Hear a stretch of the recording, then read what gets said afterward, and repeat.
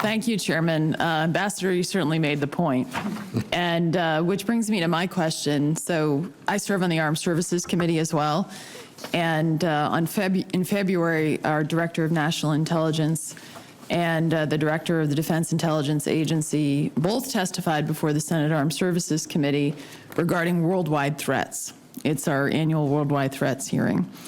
And this was obviously intended to be a comprehensive assessment, yet neither of them even mentioned the EMP threat in their lengthy written testimony provided to the committee or in the oral testimony. So, Ambassador Woolsey, what explains this notable silence? How much are we, if you look at collectively your tremendous experience in so many key positions in our government, how would you assess our awareness about this threat? And is there, do you worry that there's a gap in terms of the intelligence communities and our overall focus on this devastating threat? Senator, it's a great question, and it's one of the things that perplexes everybody who looks at this. How could this be such a terrible threat and nobody's paid attention to it for quite a while, sometimes even in DIA and DNI testimony? I think there are two things going on. First of all parts of government and a lot of individuals are strapped for cash these days. And so to stick one's neck out in a bureaucratic situation in which you say, I understand that, that's my agency's responsibility, we'll take charge, and here we go. You may find that it's being taken out of your hide. And so you're not given, don't have any real prospect to get added resources to do something, even if the resources are, you know, a couple of $1 billion for is very small in these terms. So that's, I think, one thing that is going on. Another is that it has enough of a technological component that people tend to think of it as science fiction. I gave a speech to a group of very distinguished scientists, and one came up afterwards and said, come on, Woolsey, you can't mean this. Newt Gingrich writes novels about this. I said, well, you know, Tolstoy wrote a novel about the war in Europe in the Napoleonic times. It didn't mean it didn't happen.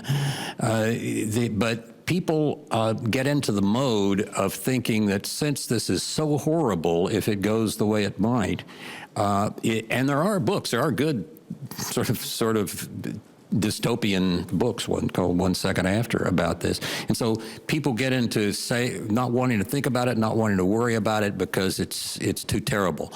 And I think that those two phenomena, and finally, we kind of first knew about this, and Dick, correct me if I'm wrong, as a result of the atmospheric or high altitude nuclear tests just before the atmospheric test ban treaty came into effect, we and the Russians.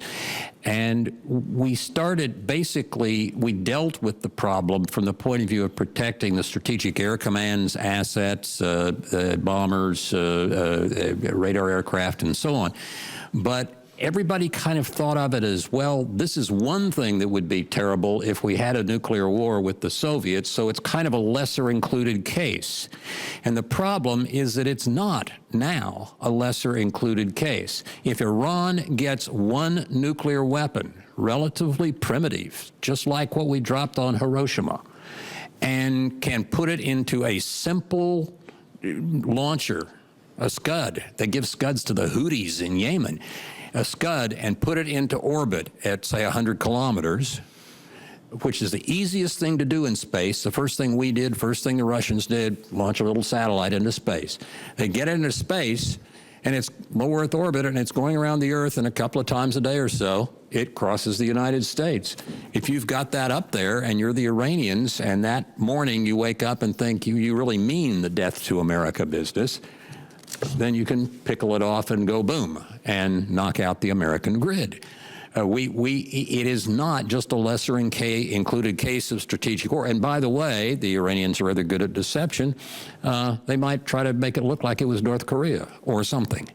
So it's and North Korea otherwise could do it. North Korea otherwise they're not could do known it. for, you know, try to make it look like it's Iran. I mean, completely rational leaders all the time. So there's several factors, but when you put them all together, the government, and I guess finally with respect to electricity, the functions of a government with respect to the electric grid, particularly after it was in part competition introduced to it around 2000, is you've got FERC, you've got NERC, you've got state authorities, you've got different kinds of ownership practices in industry. You've got chaos from the point of view of trying to have anybody in charge of a coherent policy. There's only one person, I think, who can set this priority for the nation and get people going, and that would be the President of the United States. And from what I hear from your testimony, you would say that it's very important that the president do that, whether it's this president or the next president, but as soon as possible. I absolutely think as soon as possible, because even if you're willing to hope that things will work out okay with North Korea and with other nuclear powers that could orbit a satellite, Iran is explicitly genocidal with respect to both us and Israel, and they are, I think, months, maybe, I hope years, but quite possibly months away from having a nuclear weapon. Well, and of course, under the agreement that's been released, the UN resolution against ICBM missiles and their missile program will be lifted in 8 years, but the intelligence estimates have been that they'd have ICBM capability this year, is what we've heard.